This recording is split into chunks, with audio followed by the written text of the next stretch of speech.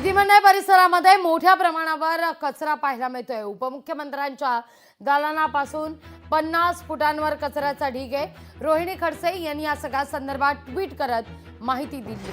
Tweet केल्यानंतर कचरा पांढरे कपडे लावून झाकण्यात आला आहे।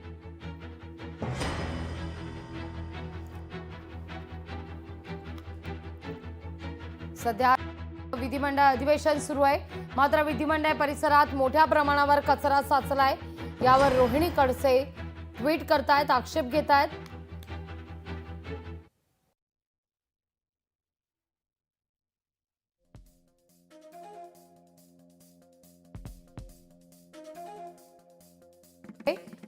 उपमुख्यमंत्री यांच्या दालनापासून अवघ्या 50 फुटांवर हा कचऱ्याचा ढीग आहे।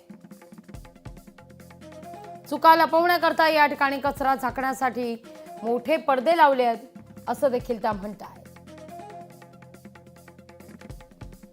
लपवाछपवी करण्यात या सरकारला अवॉर्डच दिला पाहिजे। आपल्या चुका सुधारणार नाहीत, पण त्यावर पांघरूण घालण्यात हे माहीर आहेत।